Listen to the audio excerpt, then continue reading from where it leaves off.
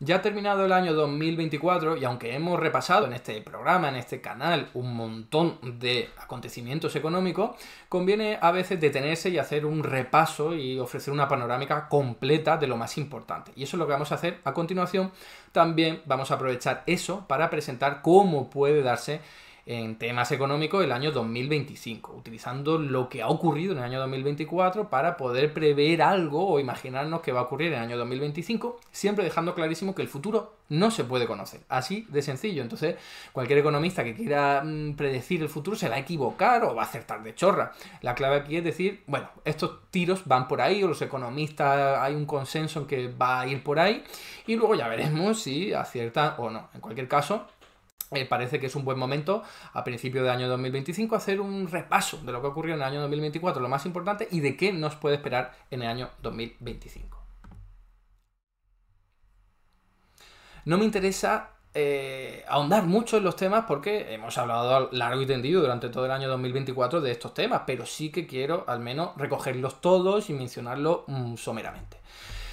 El primer factor económico que voy a traer es que la inflación en el año 2024, después de haber aumentado mucho a finales de 2021 a nivel mundial, recuerdo, vamos a empezar con el análisis a nivel mundial y luego lo vamos a aterrizar en el caso español. Como digo, 2021, 2022 y 2021 y 2022 estuvo caracterizado en todo el mundo por un incremento de la inflación muy elevada, anormalmente elevada. Y en el año 2023 esa inflación empezó a bajar y eso es lo que ocurrió a lo largo de todo ese año que tanto hablamos, de lo que tanto hablamos. Y en el año 2024 estuvo caracterizado porque siguió bajando la inflación, pero se mantuvo estable durante un montón de tiempo en casi todos los países más importantes y la clave es que se ha quedado ahí un poquito por encima de lo que ocurría antes de la pandemia, lo cual no quiere decir que sea malo ni bueno, sino simplemente esa observación, ¿no? Entonces, así se caracteriza la inflación en el año 2024 por mantenerse estable, pero en unos niveles más o menos aceptables. Aquí podéis ver la evolución de esa inflación para el caso de la economía de Estados Unidos. Os recuerdo, de año 2021 aumenta, 2022 aumenta, en el año 2023 baja y luego en el año 2024 lo que ocurre es que se mantiene más o menos estable en unos niveles superiores a lo que había ocurrido antes de la pandemia, más o menos. Para el caso de Estados Unidos, para el caso de la eurozona, aquí tenéis lo mismo, ¿vale? La evolución, también por componente, pero no me interesa, quizá ahora hago una mención a ello, pero muy rápidamente, y también para el caso de España. En el caso de España ha sido lo mismo y quizás de una forma más acentuada porque la inflación subió mucho más rápido y también bajó mucho más rápido. Esto, por cierto, lo tengo que decir, es que hay que decirlo siempre que podamos, nos da la razón a todos los economistas heterodoxos que dijimos menos preocupaciones con la inflación. En el año 2021 y 2022 ya lo dijimos, esta inflación va a ser transitoria porque está originada por cuellos de botella y por problemas en la energía, un shock de oferta. Y eso se ve clarísimo en este gráfico en el que podéis ver que la barra azul es la que primero crece y la que genera el impacto en todo lo demás. Una inflación transitoria significa que en algún momento se va a acabar, que es temporal, no va a ser eterna, como mucha gente decía. No quiere decir que sea rápida, porque hemos tardado unos 2 años o 3 años en ver esto bajar a unos niveles más aceptables. Pero tuvimos razón, quienes dijimos, esto es cosa de la energía por este shock y luego volverá a bajar. Y ya está, ¿no? Entonces conviene recordarlo para darnos golpe en el pecho también cuando acertamos, que suele ser la mayor parte de las veces los economistas heterodoxos, ¿no? Ahora, ¿qué nos espera en el año 2025? Como digo, no lo sabemos, pero lo que parece claro es que si no hay ningún shock de oferta, ningún acontecimiento bélico importante, ningún, no sé, catástrofe natural importante, lo normal que podamos esperar es una inflación moderada. Hay gente que habla de que los aranceles de Trump, si los ponen, van a generar inflación, pero yo soy muy crítico con esa visión porque los aranceles lo que hacen es aumentar el nivel de precio en el momento que ponen los aranceles y luego ya siguen en el mismo ritmo que fuera, ¿vale? Fuera elevado, fuera bajo. O sea, los aranceles no te generan inflación, te aumentan el nivel de precio para los productos que son afectados, pero no te generan una inflación. La inflación va por otro camino, ¿vale? Entonces, lo que podemos esperar para el año 2025 es que la inflación se mantenga en torno al 2%, 3%, la mayor parte de las zonas económicas que he hecho referencia y las más importantes, ¿no? Entonces, en el mundo occidental al menos. Luego haremos alguna mención a los BRICS y ese otro lado del planeta, pero de momento lo que esperamos en el año 2025 es que no haya deflación, porque no va a haber una crisis ni una gran depresión como ocurría antes después del año 2008, pero tampoco vamos a ver los precios disparándose de forma generalizada como ocurrió a partir del año 2021. Bien, ¿Qué ocurre con los tipos de interés? En el año 2024 se caracterizó porque fue el primer año en el que se empezaron a bajar. Aquí tenéis los gráficos para los bancos centrales más importantes, el de Estados Unidos, el Banco Central Europeo, o sea, el de la Unión Europea. Tenéis también ahí el Banco de Inglaterra, el de Australia, bueno, un montón de bancos en los que justamente en el año 2024 ha sido el primer momento en el que han empezado a bajar los tipos de interés. Os recuerdo que se subió como una forma de combatir una inflación que había sido provocada por el lado de la oferta, por lo tanto no tenía mucho sentido, pero bueno, así se hizo, siguiendo sus manuales convencionales de economía, y al mismo tiempo en sus propios manuales dice, cuando la inflación baja y se mantiene controlada, hay que bajar los tipos de interés, y han seguido sus recomendaciones absolutamente ortodoxas y equivocadas, pero esto viene bien ahora porque se está bajando los tipos de interés. La única excepción aquí, por supuesto, es Japón, que no aumentó los tipos de interés, y también Australia, que todavía no ha bajado los tipos de interés, pero se prevé que vaya a bajarlo, ¿no?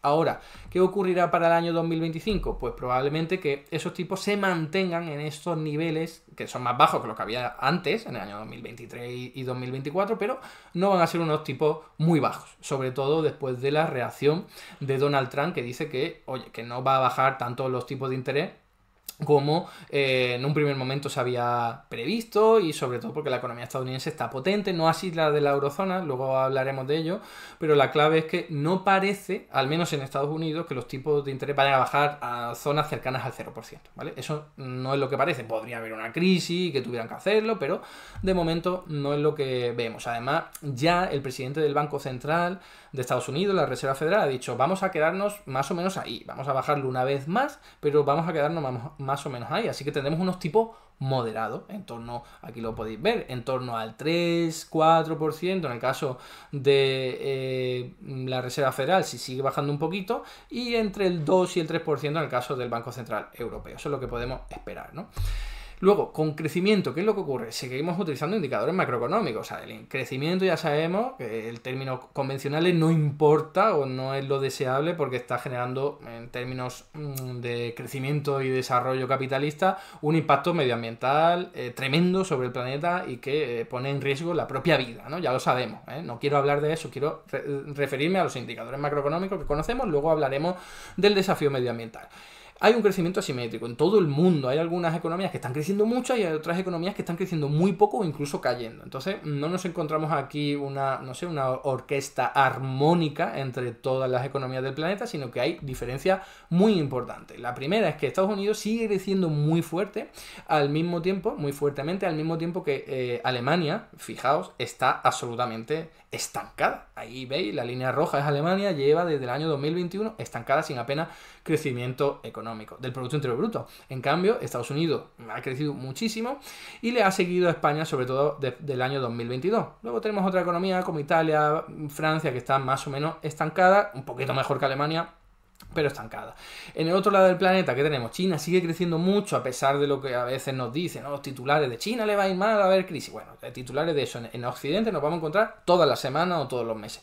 La realidad es que China sigue creciendo, no a tasas tan elevadas como antes, es normal, pero fijaos que China está arrebatando la parte del pastel, ahí lo tenéis en el gráfico de la izquierda, a Estados Unidos. O sea, el mundo está cambiando desde los años 90, ha cambiado mucho y sigue cambiando.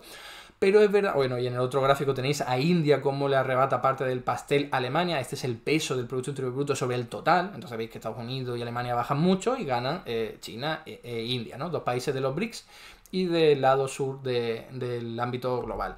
Pero ¿qué pasa? Que desde la pandemia la verdad es que Estados Unidos está creciendo mucho y China no está creciendo tanto. Entonces lo que ocurre es que China no está yendo tan rápido como iba antes en esto de ganar la tostada, ¿no? Así que aquí tenéis las previsiones. Fijaos, qué curioso, en el año 2015 se suponía que ya para el año 2024 China iba a superar a Estados Unidos, ¿vale? En porcentaje del Producto Interior Bruto, en Producto Interior Bruto concretamente. En el año 2019 un poco unas previsiones más lasas y ahora en el año 2024 las previsiones son que no le va a superar, ¿vale? Que va a tardar muchísimo en superar si es que en algún momento lo supera, ¿no? Esto no quiere decir que China no siga creciendo, insisto, sino que en términos relativos pues ya no está cerrando la brecha de una forma tan rápida con respecto a Estados Unidos, en términos siempre de Producto Interior Bruto. Ahora, ¿qué nos espera para el año 2025? No lo sabemos, pero todo apunta a que va a haber crecimiento económico asimétrico, de la misma forma que estamos comentando, pero más bajo que el del año pasado. España no va a crecer tanto, Estados Unidos no va a crecer tanto, China no va a crecer tanto, y a lo mejor hay otros países como Alemania que sí que van a crecer más, no lo sabemos, pero es bastante fácil que eso pueda ocurrir porque están creciendo muy poco. Ahora, ¿qué tenemos para el año 2024? Que hubo más proteccionismo, o sea, el proteccionismo va a ser la palabra del año 2025, probablemente, no lo sabemos, pero se va a hablar mucho de ello. Pero nos olvidamos a veces o ignoramos que en el año 2024 hubo mucho proteccionismo. Os recuerdo, quien más ha aumentado los aranceles ha sido justamente Joe Biden en el año 2024. Lo aumentó a los semiconductores, a la batería de litio, a los vehículos eléctricos, a las baterías solares, ahí lo tenéis todo, ¿vale? Entonces, y algunos llegando al 100%, como los vehículos eléctricos. Entonces, ¿Donald Trump empezó la guerra arancelaria, por llamarlo de alguna forma? Sí, en el año 2016, pero es que Joe Biden ha seguido por el mismo camino. Entonces, esto no es algo nuevo de 2025, lo que pasa es que se puede intensificar, ¿no? Esto está por ver, insisto, porque Donald Trump ha dicho que va a aumentar muchísimos aranceles, pero la realidad es que ya lo dijo también en el año 2016, no hizo tanto como había prometido y sobre todo que suele ser una arma de negociación política. Te amenazo con aumentar los aranceles, entonces te obligo a negociar y ya vamos aclarando qué se puede hacer para yo, Estados Unidos, salir ganando, que es la visión de Donald Trump. No hace falta aumentar los aranceles. De hecho, recuerdo que en mayo de 2019 el presidente Trump anunció aranceles del 25% a México, que se impondrían el 5% el 10 de junio y luego aumentarían un 5% cada mes hasta llegar al 25%, pero los aranceles, decía, se mantendrían en el 25% hasta que México detenga sustancialmente el flujo ilegal de extranjeros que pasan por su territorio, ¿vale? Es decir, lo mismo que ahora.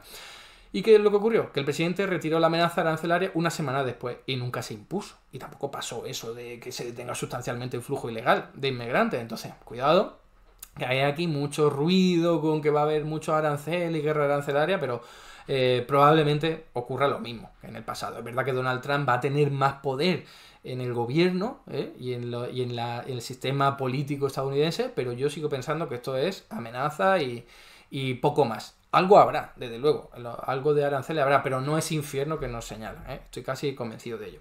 En cualquier caso, fijaos, aquí están las predicciones de los economistas de un consenso, ¿vale?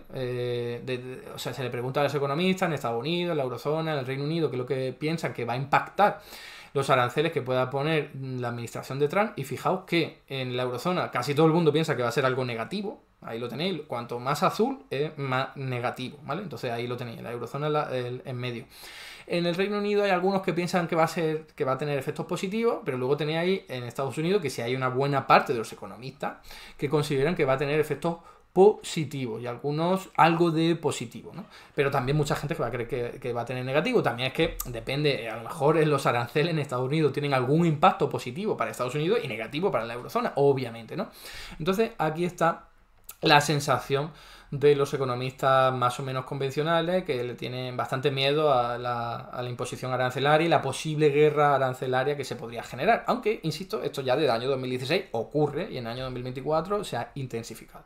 No hace falta hablar del año 2025. Ahora, vamos a hablar de vivienda, que siempre decimos, en España la vivienda está muy mal, y es verdad, pero es que está muy mal en todo el mundo, a veces se nos escapa, ¿no? Creemos que esto solo ocurre en España o en nuestro país del que estemos hablando, si somos argentinos de Argentina, si somos de Colombia, no, ocurre en todo el mundo, el precio de la vivienda está disparatadísimo. Aquí podéis ver algunos gráficos que no llegamos al año 2024, pero luego traeré algunos datos actualizados, al menos de España, que si los controlo más, y veréis que está ocurriendo exactamente lo mismo. El año 2024 ha sido año de aumento de compraventas y de incremento de los precios de la vivienda, que luego a su vez se extrapola al incremento de los precios de los alquileres. Entonces ahí lo tenéis. Hubo un incremento tremendo después del año 2020, lo hemos analizado en más de una ocasión, y parece que en el año 2023 ha habido ahí un poco de bajón. Fijaos, esto es para la OCDE, por haber elevado los tipos de interés, porque encarecen la compra-venta de la vivienda, pero oye, nada del otro mundo, y que a tenor de los indicadores del año 2024, que encima empezaron a bajar los tipos de intereses, sigue esto muy, muy fuerte, desgraciadamente, porque significa que hay mucha gente que no puede acceder a una vivienda. Aquí tenéis la respuesta de los residentes de la OCDE y de todos los problemas. El que más se ha intensificado según su posición, desde su punto de vista, es la vivienda. ¿vale? Eso ha empeorado muchísimo en los últimos años. Seguimos sin tener datos del año 2024, pero fijaos lo que ha ocurrido en todos los países, en este caso de la Unión Europea, en los últimos años. La vivienda en casi todos, casi sin excepción, ha aumentado muchísimo después del año 2020. Ya sabéis cuál es mi teoría. Todo el dinero ese creado por los bancos centrales se ha canalizado al mercado de la vivienda porque es uno de los más rentables por los fondos de inversión que están haciendo negocio ahí a expuertas sin ni siquiera entrar en hipotecas. Entonces, eso es un problema que afecta a todo el mundo, al menos al mundo occidental, y aquí lo podemos ver. Y esto seguirá. En el año 2025 seguirá desgraciadamente, aunque ahora vamos a hacer algunas puntualizaciones, ¿no? Porque, insisto, no sabemos qué va a ocurrir, pero esa es la idea, ¿no? Aquí, bueno, tenéis más indicadores de crisis de asequibilidad, en este caso es para 40 países. En 40 países la vivienda es menos asequible de lo que ha sido desde el año 2008. O sea, estamos hablando de una burbuja inmobiliaria tremenda de la que se habla menos de lo que se debería. Y en buena medida ha sido por el incremento de los precios de la vivienda, pero también por el incremento de los intereses hipotecarios por culpa de elevar el tipo de interés. Bueno, esto, como os digo, para el año 2023 y 2024. ¿Qué es lo que podemos esperar en el año 2025? Hay gente que dice, esto es insostenible. Tiene que haber algún estallido en algún momento. No es posible que los precios de la vivienda sigan aumentando y aumentando cada vez más. Y tienen razón si nos atenemos a lo que ocurrió en el pasado, en el cual las burbujas inmobiliarias han estado financiadas por crédito bancario. Súper importante. Eran bancos que concedían créditos para que la gente con una hipoteca adquiriera una vivienda. Y eso es insostenible per se, por definición. Está absolutamente estudiado históricamente. Sabemos que eso no puede durar. Pero ¿qué es lo que ocurre en la actualidad? Como os he dicho, que no es bancos privados los que están nutriendo la burbuja inmobiliaria, sino bancos centrales que tienen munición infinita, y no solo eso, sino que encima ya han creado muchísimo dinero desde el año 2008, 2010 y sobre todo 2015 y también 2020. Entonces, eso es muchísimo dinero que está ahí y que es sostenible per se. Los fondos de inversión están forradísimos por culpa de estas políticas ultra expansivas. Así que estamos recorriendo unos nuevos tiempos. Estamos en unos nuevos tiempos, un nuevo campo, un nuevo mundo y no sabemos qué puede ocurrir. Yo no me atrevería a decir que en el año 2025 va a haber un estallido de la burbuja inmobiliaria a nivel de todo el mundo o en algún país. No. ¿Podría ocurrir? Pues sí, si hay alguna crisis económica, entonces las expectativas se tumban y la gente deja de invertir. Eso podría ocurrir, pero no va a ser por insostenibilidad del propio sistema, del propio proceso, porque insisto, la mayoría son fondos de inversión que están ahí a tope y van a seguir a tope, desgraciadamente. Y ahora, por último, a nivel internacional, cambio climático y migraciones. Hemos tenido en el año 2024 un montón de catástrofes naturales, una de ellas sufrida en España, una de las más graves de todo el año 2024, las inundaciones en Valencia y en otros sitios de la Dana, ya lo sabemos, eso está recogido entre todas las catástrofes más importantes provocadas, ocasionadas e intensificadas por el cambio climático. Aquí las tenéis, ¿vale? En Estados Unidos, tormentas, ciclones tropicales, en México también, en Cuba, en China, inundaciones. Tenemos aquí en el sudeste asiático también un ciclón tropical o un tifón. Tenemos aquí en las islas caribeñas, en el centro de Europa inundaciones en verano que fueron muy dañina. También tenemos en Brasil inundaciones, también tenemos en Alemania inundaciones, en España, como decía, fijaos, en algún caso es que hubo más de 829 muertos, ¿vale? En Valencia estamos hablando de muchos muertos, 226, pero esto es todo lo que ha ocurrido, lo más importante del año 2024, y encima está ordenado por el coste económico, o sea que sobre todo aparecen las economías más desarrolladas, porque o sea, hay un catástrofe de esto en un país fallido como Haití o uno del centro de África, pues no aparecería aunque hubiese muchas muertes porque no hay coste económico detrás relevante, ¿no? Entonces, hay mucha gente que es que se piensa que el cambio climático o que el colapso medioambiental va a ocurrir de la noche a la mañana, pero no, eso es en las películas. La realidad es que va poco a poco, y esto lo estamos viendo, las inundaciones de la Dana, la propia pandemia del año 2020, con menos biodiversidad es más probable que los bichos salten de los animales a los humanos. Milei ha ganado en buena medida porque hubo una sequía tremenda en Argentina el año 2023 que empeoró todas las variables económicas, o sea que estamos hablando de catástrofes económicas que producen migraciones también, como estamos viendo, y que dan alas a las extremas derechas. O sea, esto es el colapso medioambiental, estamos ya en él. Lo que ocurre es que es difícil verlo, ¿no? ¿Qué es lo que va a ocurrir en el año 2025? Esto sí que lo sabemos y va a ser o lo mismo o peor, ¿vale? Porque la temperatura de la superficie del nivel del mar sigue aumentando, también la temperatura global, y esto va a dar paso a más catástrofes y más intensa y también a más migraciones. Así que esto es muy, muy preocupante. Y ahora, vamos a aterrizar en España para acabar con esto, ya hablando un poco aquí del ámbito local. En España hemos tenido en el año 2024 un crecimiento económico de la leche, en términos de Producto Interior Bruto, que por supuesto que beneficia a mucha gente, pero esto no quiere decir que no haya problema. Desempleo, gente que ha perdido capacidad adquisitiva, la vivienda disparada, en fin. Lo que quiere decir es que el Producto Interior Bruto ha crecido muchísimo, muchísimo, casi más en el año 2024 que casi toda la economía de la OCDE. Así, de hecho, lo puso de manifiesto The Economist, que para que The Economist diga algo así, después de que se hayan aplicado en España políticas económicas más o menos de izquierda, pues la verdad, o al menos no ortodoxas de Economy, dice mucho, ¿no? Y ahora, aquí tenéis de nuevo el gráfico de antes para que veáis que España, que es la línea azul, sí ha tenido un crecimiento tremendo, que ha llegado a superar al de Estados Unidos en el año 2024, insisto. ¿Qué se espera para el año 2025? Pues si no hay ninguna crisis, si no hay ningún conflicto bélico, si no hay ninguna pandemia, se espera que vaya a haber un crecimiento importante, pero más moderado que el del año 2024, ¿no? Pero si todo sigue más o menos igual, este año 2025 pues sería también positivo en términos convencionales, insisto, ¿no? Que significa mayor creación de empleo, mayor Producto Interior Bruto, mayor beneficios empresariales, patatín, patatán, ¿no? ¿Qué ha pasado con el empleo? Ya que lo comento. Muchísima creación del empleo en el año 2024. Esto es una tónica desde el año 2021 en España. Aquí lo podéis ver. Aquí hay subidas y bajadas que son estacionales, pero la tendencia veis que es creciente. De hecho, los últimos datos de diciembre en España de 2024 han sido muy buenos, comparativamente muy buenos y sorprendentemente muy buenos, y siguen siendo, nos llevamos sorprendiendo casi todos los meses. Esto tiene mucho que ver con la buena marcha de la economía española, obviamente, pero también con el incremento del salario mínimo, también con la reforma laboral aprobada para el año 2022, en fin, que aquí las políticas económicas nacionales del gobierno de coalición de izquierda han tenido mucho que ver, y también es que sopla el viento a favor, todo hay que decirlo, ¿no? Pero fijaos que se está yendo muy bien en creación de empleo y eso es una buena noticia. Sigue habiendo muchísimo desempleo, más de 2 millones de personas están en desempleo, pero la verdad es que en comparación con lo que ha tenido España siempre, esto es sorprendente. ¿Qué va a ocurrir en el año 2025? Pues de nuevo, si no pasa nada raro, lo lógico es esperar que vaya ocurriendo más o menos lo mismo, seguramente más moderado, porque no hay tanta gente desempleada que pueda pasar a un empleo, ni va a haber tanta entrada de inmigrantes para pasar a trabajar, ¿vale?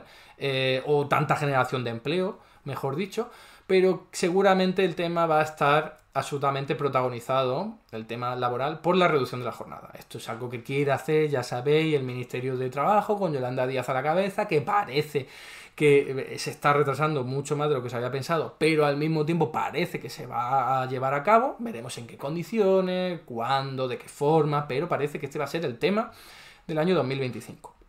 La reducción de la jornada. Y hablaremos en este canal sobre ello. Ahora, otro tema. En el año 2024 estuvo caracterizado por un alivio hipotecario. Ya hemos dicho, los tipos de interés bajaron en casi todos los países, pues en España, afectada por la política del Banco Central Europeo, no fue una excepción, y esto supuso un alivio hipotecario muy importante, más importante todavía de la reducción de los tipos de interés oficiales, porque ya sabéis que el Euribor se ha adelantado. Aquí tenéis, el Euribor ha dicho, que los mercados, por así decirlo, ¿no? Dicen, que sabemos que el Banco Central Europeo va a bajar los tipos de interés, pues nosotros nos adelantamos, y aquí lo tenéis, la reducción drástica, muy rápida del tipo de interés, que cada vez es más lenta, ahí lo podéis ver, y que lo previsible no es que baje al 0%, como teníamos antes del aumento de la inflación, sino que se mantenga en torno al 2 o al 2,5%, quizás 1,5%, habrá que ver. Esto es una lotería, como digo, va a depender de la evolución económica de Alemania. Si a Alemania le sigue yendo mal, va a presionar para que el Banco Central Europeo siga bajando los tipos de interés, y a lo mejor nos encontramos en el año 2025 con unos tipos de interés muy bajos, cerca del 0%, ¿vale? Entonces, vamos a ver qué ocurre, pero de momento no parece que vaya a bajar al año 2025 al 0%. A lo mejor ocurre, pero no es lo que parece, ¿no? Desde luego sí va a haber más alivio hipotecario durante este año 2025, pero no tanto como en el año 2024, para los que tengan hipoteca en tipo de interés variable o cualquier crédito a tipo de interés variable. Ahora, ¿el proteccionismo del año 2024 y años anteriores afectó mucho a España? Pues oye, algo sí. Os recuerdo que Donald Trump aplicó unos aranceles, por poner un ejemplo solo, a las aceitunas españolas, esas que se ponen en las pizzas, que allí en Estados Unidos pues es muy famoso, ¿no? Muy típico poner aceitunas negras de la cultura y gastronomía italiana. Bueno, pues las las exportaciones de España de aceituna a Estados Unidos siguen todavía afectadas por ese arancel, ¿vale? Que no es el sector más importante de todo y que no afecta al crecimiento al PIB y al empleo, ya lo sabemos, pero bueno, que veamos que los aranceles y la guerra arancelaria ya empezó a afectar a España. ¿Cuál es la parte positiva y qué es lo que cabe esperar del año 2025? Incluso aunque hubiese muchísimos aranceles, que eso está por ver y ya sabéis que yo creo que no va a ocurrir, España tiene muy poca exposición a esta guerra o hipotética guerra arancelaria. ¿Por qué? Aquí lo tenéis. Porque España no vende muchos productos en comparación con su Producto Interior Bruto a Estados Unidos. O sea, Finlandia, Italia, Alemania, Suecia, Francia, Austria, Portugal, Bélgica venden muchísimos más productos a Estados Unidos. O sea, Estados Unidos le pone un arancel y se protege y por lo tanto hay menos exportaciones a Estados Unidos, pues esos países van a sufrir más que España. Esto no es que quiera decir mal de muchos consuelo de tontos, sino que al menos tener relativizado esto. Hay países, de todas formas, que están todavía más protegidos que España, ¿no? Como Dinamarca, los Países Bajos, Grecia, Polonia, Hungría o República Checa.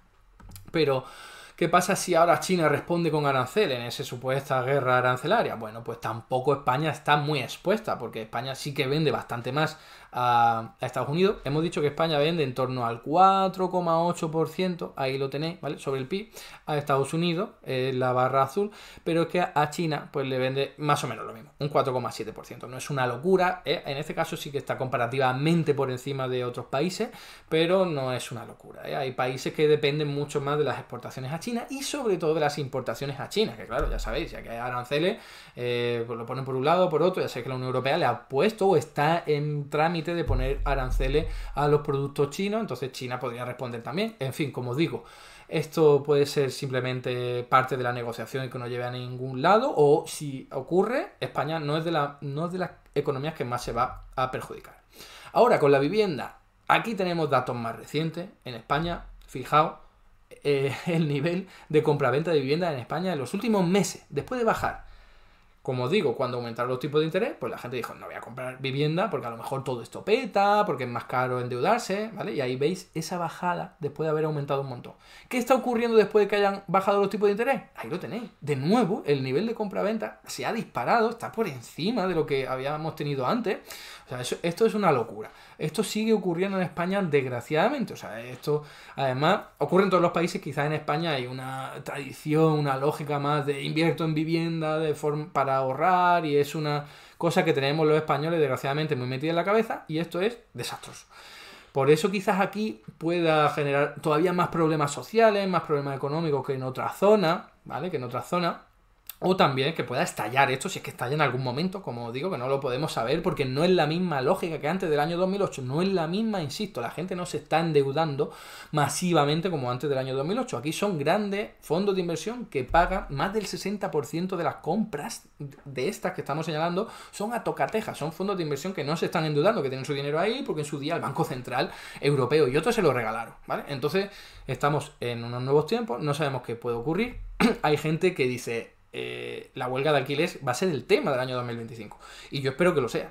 Es decir, creo que aquí hay una batalla que dar tremenda, que puede ser muy potente con la huelga de alquileres. Espero que tenga mucha potencia y que tenga buena acogida y buena respuesta, pero como digo, esto a lo mejor pues o no se hace al final o luego tiene menos intensidad, y desde luego lo que no cabe esperar es que este gobierno reaccione, porque lleva diciendo sí, compra, o sea, una vivienda pública de vivienda, ¿no? O sea, una empresa pública de vivienda. Bueno, pues eso tarda tiempo, no va a la raíz del problema y al fin y al cabo no te va a arreglar el problema de la noche a la mañana. Así que no podemos esperar nada de este gobierno, que el límite de los controles de los alquileres ha sido solo para algunos municipios porque se ha hecho depender de las comunidades autónomas, y aquí lo único que queda es que pete el sistema por alguna crisis económica o financiera, o que haya una movilización masiva bestial que cambie las tornas y empuje al gobierno a legislar, o que ocurra algo incluso más potente como que los caseros den marcha atrás, por lo que sea, por esta huelga de alquileres o por la movilización social en general, ¿no? Así que esto es lo que nos espera el año 2025. Vamos a seguir hablando muchísimo de vivienda. Ahora, en el año 2024, ya para ir terminando, ¿Qué pasó con el turismo? Que fue masivo en España, ¿lo sabéis? España se convirtió en el primer país más visitado del mundo. No en el que más dinero se gastaba, pero sí el más visitado del mundo y en el que más se gasta solo en el segundo puesto, por detrás de Italia. O sea que estamos hablando de algo que ha estimulado la actividad económica, ha generado muchos problemas sociales y también medioambientales, de los que se habla desgraciadamente muy poco.